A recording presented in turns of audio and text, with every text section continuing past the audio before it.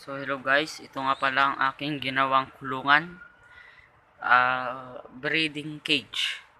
Ito ang ating mga train na YBs.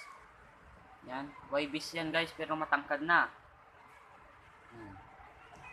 Buksan natin, ito ang ating DIY door. Buksan natin, yun. Ito yung lalaki guys. Tingnan natin.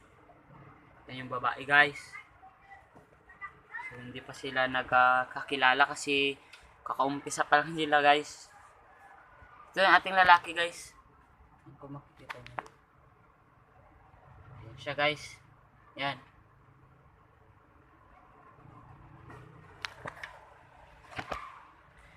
So bukas papakita ko sila guys. Gugutumin pala natin sila guys para sila ay umamo. Yun ang tip sa atin ni Kalapatids. Atin daw gutumin sila.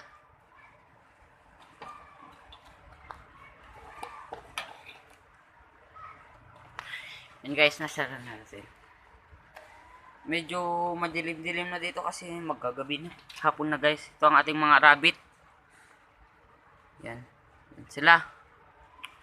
Ang yung manok dito wala na, nilipit na sa baba. So yan. Hintayin na lang natin mangitlog itong dalawa after siguro 1 month. Ganon, mag-asawa na yan, mangitlog na sila. So hanggang yan muna tayo guys. Thank you for watching.